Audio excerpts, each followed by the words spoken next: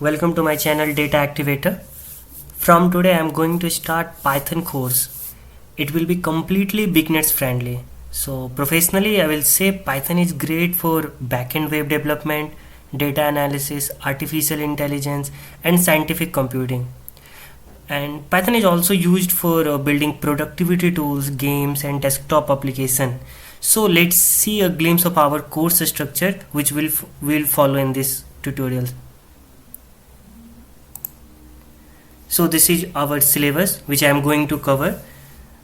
We'll start with the basic data type, sequence type, in which we'll discuss list, sets, tuples, dictionaries.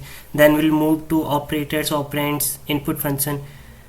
Then after functions we'll cover object-oriented programming and the four concept of that: encapsulation, inheritance, polymorphism, abstraction.